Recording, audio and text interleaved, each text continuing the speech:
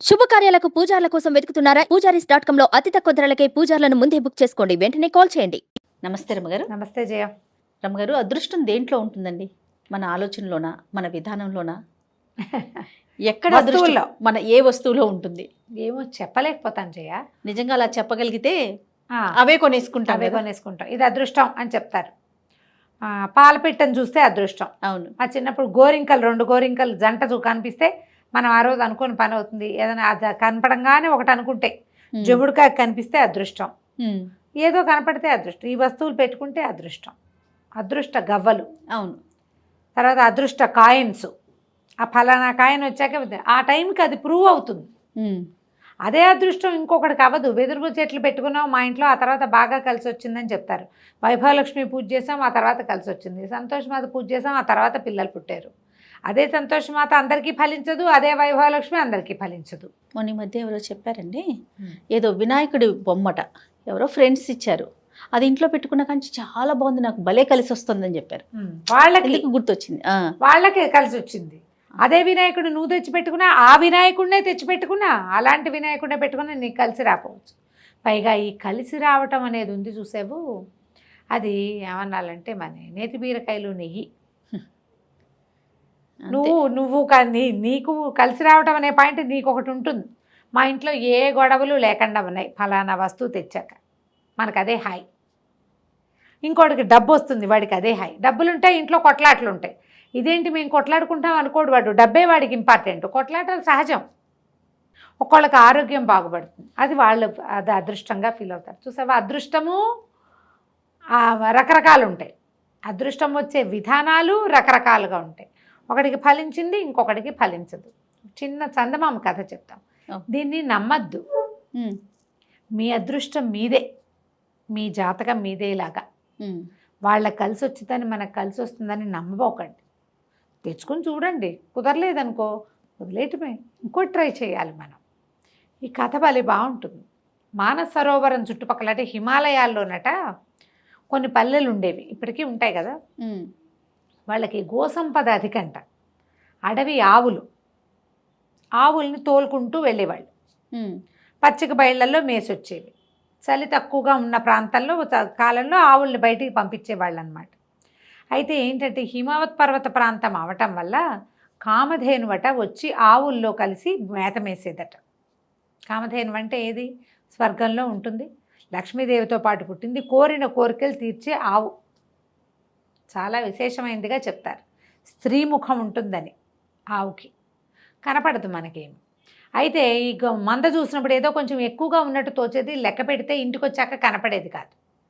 వెళ్ళేటప్పుడు 100 ఉండేవి, వచ్చేటప్పుడు 100 ఉండేవి, మధ్యలో ఏవో ఎక్కువ ఉన్నాయి అని భావన కలిగించేది, కానీ ఉండేది కాదు. వచ్చి ఆవిడ ఏంటంటే ఆలమందలతో పాటు కలిసి అక్కడ తిరగడానికి గ్రేజ్ దొడ్లు తిరగాలి కదా ఆవులు, పాపం బాగా నడిచి తిని చేస్తే వాటికి అరుగుదలకు వచ్చి పాలు బాగా వస్తాయి. అయితే రోజు ఇట్లా తిరిగేది. అయితే ఆ ఊళ్ళలో ఒక ముసలి ఒకతను ఉండేవాడు. అతనికి సొంత గొడ్లు లేవు, పాపం సొంత ఆవులు లేవు. అతనుకున్న ఏకైక ఆస్తి ఒక కావడి బద్ద మాత్రమే. ఆ కావడి బద్దతో అతను ఏం చేసేవాడు, ఈ ఆవుల వెనకాల వాళ్ళ జీతం ఇస్తారు, ఆవుల వెనకాల వెళ్తే ఆవుల వెనకాల వెళ్ళి ఆ కాస్త జీతం అతనికి సరిపోయేది కాదు, పెద్ద కాపురం. ఆ చితుకులు అవి ఎండుకర్రలు అవి ఏరుకుని కావడికి 2 పక్కల వేసుకుని కావడి మోసుకుంటూ వచ్చేవాడు. చాలా బాగుండేది అతని జీవితం, హాయిగా ఉండేవాడు. మొత్తానికి ఏదో వచ్చేవి, సరిపోయేది. అయితే ఏమైందట, ఒకరోజు ఆయన ఏం చేశాడు, ఆవులు ఏవో పరిగెడుతుంటే ఈ కావడి బద్ద ఉంది కదా, ఆ బద్దతోటి హెహే హెహే హెహే అని ఆవుల్ని అదిలించాడు. అదిలిస్తే ఆ మందలో ఆ రోజు కామధేను ఉంది. ఈ కామధేను ఒంటి మీద రోమాలు ఉంటాయి కదా, మామూలుగా ఆవులకు ఒంటి మీద సన్నటి నూగు ఉంటుంది కదా, ఆ ధేను ఒంటి మీద ఉన్న రోమాలు ఒక 2-3 ఆ కావడి బద్దలో చిక్కుకున్నాయి. కావడి బద్ద చిన్నగా పగుళ్ళు వేస్తే, కావడి బద్ద అంటే ఏమిటి, వెదురుది కదా, వాస బొంగుని ఇట్లా ఉంచుతారు ఆ మధ్యకి చీల్చి. ఇతను ఏం చేశాడు, ఆ బొంగుతో అదిలిచ్చాడు. తర్వాత సాయంకాలం వచ్చేటప్పుడు చితుకుల్ని పోగు చేసుకున్నాడు. పోగు చేసుకుని భుజం మీద వేసుకుంటే తేలిగ్గా ఉంది. 2 పక్కల చితుకులు ఉన్నాయి. ఏంటి ఇంత తేలిగ్గా ఉంది, బరువు అనిపించట్లేదు ఏమిటి అని ఇంకా కొన్ని పోగు చేసి మూట కట్టాడు. మళ్ళీ భుజాన్ని వేసుకున్నాడు, అది తేలిగ్గానే ఉంది. తను జీవితంలో మోయలేనన్ని చితుకుల్ని ఆ కావడి బద్దల మీద వేసుకుని తెచ్చేసుకున్నాడు. రోజువారీ కంటే 5 డబ్బులు ఎక్కువ వచ్చాయట. తను ఏదో తేలిగ్గా మోయగలుగుతున్నాడని తెలిసింది. ఎందుకు మోస్తున్నాడో ఆయనకు తెలీదు. రోజు ఆవుల వెనకాల పోయేవాడు. 2 పక్కల 2 పెద్ద పెద్ద మూటలు, ఒక 5-6 మనుషులు మోయగలిగే చితుకులు దొరికేవి. హాయిగా పట్టుకొచ్చేసుకునేవాడు. దాన్ని నిండా వేసుకుని భుజాన్ని మీద వేసుకుంటే చీమ పక్షి రెక్కలాగా ఉండేది. అది పక్షి కల్లే, బరువే తెలిసేది కాదు. ఇంకా ఏరలేక విసుగు పుట్టేది. ఇట్లా ప్రతిరోజు చేసేవాడు. బాగా డబ్బులు చేరినాయి, సంతోషంగా ఉన్నారు. ఈ వ్యవహారం బాగుంది కాబట్టి అతను ఆవుల వెనకాల వెళ్ళడం మానల, ఓపిక లేపైనా పోయేవాడు. అయితే ఇలా వెళ్ళి వస్తూ చేస్తుంటే ఒక వ్యాపారస్తుడు ఒక ఆయన చూశాడు. ఏమిటి తాత, నీ పని బాగున్నట్టుంది, ఇంతంత మోసేస్తున్నావు అంటే, ఏమిటి మహత్యం, ఇంత ఎట్ట మోయగలుగుతున్నావు, ముసలివాడివి, ఏం తింటున్నావు అన్నాడు. తిండిలో ఏముంది బాబయ్య, అదే రొట్టెలు అదే కూర. మహత్యం అంతా నా కావడి బద్దలో ఉంది. ఈ బద్దని భుజం మీద తెచ్చుకుంటే బరువే తెలియదండి. నేను ఇంటి దగ్గర బస్తా మోయలేను, కానీ కావడి బద్దతోటి మాత్రం మోసేస్తా. ఇది మహిమగల కావడి బద్ద అని చెప్పాడు. చెప్పి కానీ మనకు కొంతకాలం చేస్తూ ఉంటే ఇంతకుముందు ఇది లేదు, ఇప్పుడు కొత్తగా వచ్చింది అన్న అవగాహన మనకి రాదు. ఎప్పుడో స్ట్రైక్ అవుతుంది. స్ట్రైక్ అయినా దాన్ని మనం పోగొట్టేసుకుంటాం. ఈ ప్రస్తుతం లభిస్తున్న తీవ్ర సుఖం మీదే ఉంటుంది మన దృష్టి అంతా. మనుషులం కదా. సరే, ఆయన ఏమన్నాడు, ఏదే బద్ద ఇడిదే అని పుచ్చుకున్నాడు. పుచ్చుకుంటే కావిడి బద్దకి ఒక తూకంగా ఒక బరువు ఉంటుంది ఖచ్చితంగా. ఇంత పొడుగు వాసం పొంగు కదా, బరువు లేకుండా ఎలా ఉంటుంది? అవును. ఈయనది ఈకలా ఉంది. అయ్యో బాబోయ్, ఏమిటి ఇంత తేలిగ్గా ఉంది, చాలా బాగుంది, సరే నాకు ఇచ్చేసి 300 దినారాలు ఇస్తానన్నాడు. 300 అంటే ఆ ముసలివాడి జీవితాంతం కూర్చుని తినచ్చు.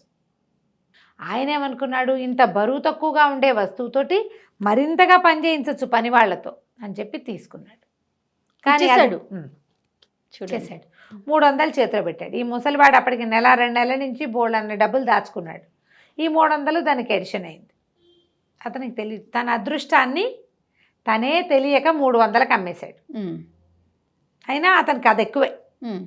ఇంకా పని చేయక్కర్లేదు, అది పెట్టుకుని తినచ్చు, అదొక ధైర్యం ఉంటుంది, డబ్బు. ఇలా ఆలోచించుకున్నాడు. ఈయన ఏం చేశాడు, వ్యాపారస్తుడు ఆ బద్దని అటు ఇటు తిప్పి పరిశీలించాడు. ఏమిట్రా అని. మధ్యలో కొన్ని చోట్ల పుల్లలు రేగిపోయి ఉన్నాయి. అంటే ఇప్పుడు మా వెదురు బద్దలో కొన్ని చోట్ల లేస్తాయి, మనం ఏదైనా పట్టుకుంటే కసక్కు దిగుతాయి చూడు, సన్న పేళ్ళుగా ఉన్నాయి.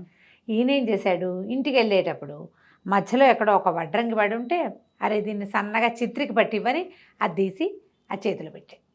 ఆయన ఏం చేశాడు, చిత్రికి పట్టేది ఇట్లా రాసేది ఉంటుంది కదా, రాసేసాడు, బాగా గీసి పారేసాడు. గీసేసారు కదా, లేచిపోయిన పేళ్ళన్నీ లేచి వచ్చేసినాయి. వాటితో పాటు కామధేనువు శరీరం నుంచి వచ్చిన రోమాలు కూడా రాలిపోయినాయి. ఈయన ఇచ్చేటప్పుడు తేలిగ్గా ఉన్న బద్ద పుచ్చుకునేటప్పుడు బరువుగానే ఉంది. ఇదేమిటి ఇలా బరువుగా ఉంది అనుకుంటూ ఇంటికి తీసుకెళ్ళాడు. అది బరువుగానే ఉంది. దానికి ఎంత బరువు ఉండాలో అంత బరువు ఉంది. అది ఎంత మోయగలుగుతో అంతే మోస్తుంది తప్ప ఎక్స్ట్రా అది మోయగలిగే వ్యవహారం దానికి లేదు. ఇంకా ఈయన ఏమిటి, దీన్ని ఎందుకు కొన్నాను నేను ఊహించింది ఏమిటి, ఇలా ఎందుకుంది అని ఆశ్చర్యపోతూనే ఉన్నాడు. కానీ వ్యాపారస్తుడు బోల్డ్ డబ్బు ఉండటం వల్ల అదో పెద్ద విషయంగా ఆయన భావించలేదు. అదో పెద్ద విషయంగా ఎవరికి కుదిరింది, అది ఆ ముందున్న ముసలాయనకి కుదిరింది. ఆయనకి 300 వచ్చినాయి. దాంతో పనిచేసిన నాళ్ళు డబ్బులు వచ్చినాయి, దాన్ని అమ్మేసినా కూడా డబ్బు వచ్చింది. అదృష్టాలు ఇలా ఉంటాయి.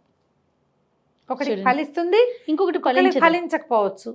అది ఫలించటానికి అక్కడ ఒక కారణం కనపడుతోంది. అసలు ఏ కారణము కనపడకుండా కూడా అదృష్టం వస్తుంది మనకి. అవును. ఇది తెచ్చి పెట్టుకున్నాక నాకు బాగుంది అనిపిస్తుంది. ఓ వినాయకుడి ప్రతిమ, ఓ లక్ష్మీదేవి ఫోటో, లేదా ఒక ఏమంటారు మనీ ప్లాంట్ మొక్క, ఒక కొత్త వెండి వస్తువు, ఒక బంగారు వస్తువు, అది కొన్నాక చాలా వచ్చినాయి.